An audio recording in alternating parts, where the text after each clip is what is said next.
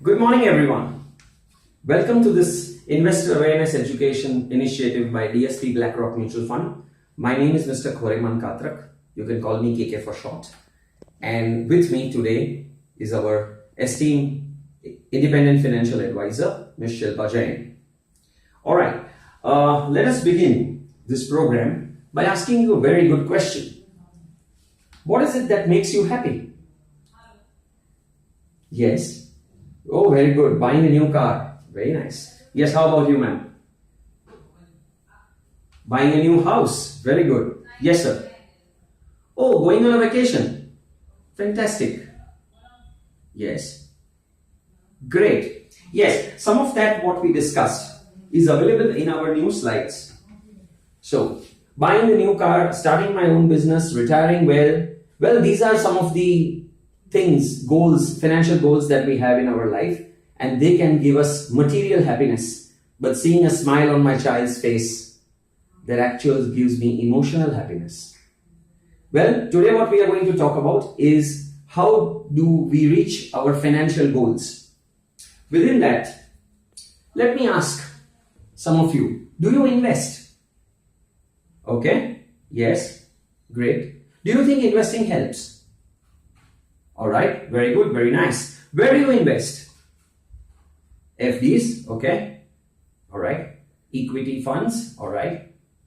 Shares, yes. Land, real estate, very good, yes. Well, these are some of the avenues for investing that we have. There are various avenues for investing. Within that, we have FDs, real estate, bonds, etc., etc. Now, when we invest our money, it is our hard-earned money, isn't it? Okay, great. So, when we invest our hard-earned money, there is a small devil which is called inflation, which attracts on this. So, it reduces our return, thereby the real return that we get is way, way less. Do you agree on this? Okay, great. Yes. So, inflation is what? What is your idea of inflation? Okay, price rise, all right, yes. Oh, very good, yes. Reduction in purchasing power of money, all right, yes. Okay, so when I have my real rate of return, or when I speak about my real gain, let's just keep it simple, real gain would account for inflation. So we have to look at different avenues. While we safeguard our capital, we also need to take different ideas about how do we beat this inflation by our investment. Right? Okay, great. Let's go ahead. So as you can see, we have got broadly 4 asset classes of investing. Namely equity, in which we invest in shares and stocks of a company. We also invest in debt or fixed instruments, where we invest in bonds, government securities, different forms of debt instruments. We have cash equivalent, where we invest in FDs, we invest in gold, something that can be easily converted to cash, easily converted to money. Yeah, the liquid money. Exactly. And we have our alternative investments like real estate.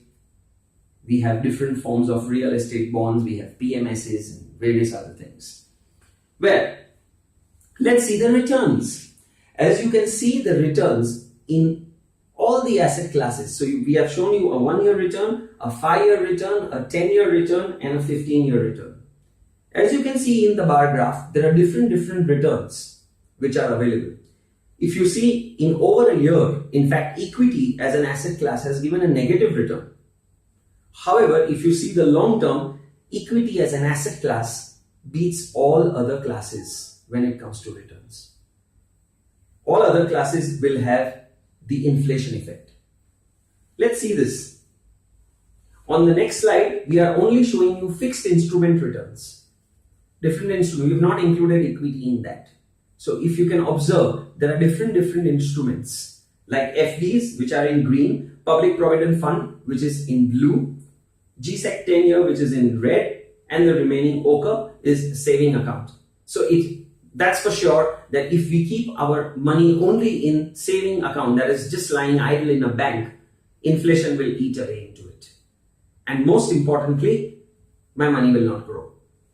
Again, if I see the impact of inflation, in a short-term scenario, if you see, my impact of inflation is not that high. However, in a long-term scenario, my impact of inflation on these asset classes, less equity, is very, very high. Yeah?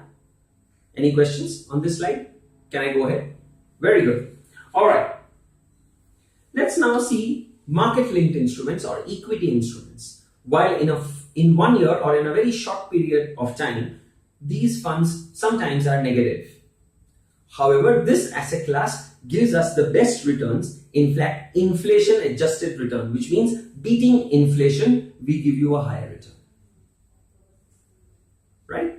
Okay, great, good. So, what could be the value of 1 lakh if invested around 20 years ago? Just take a guess.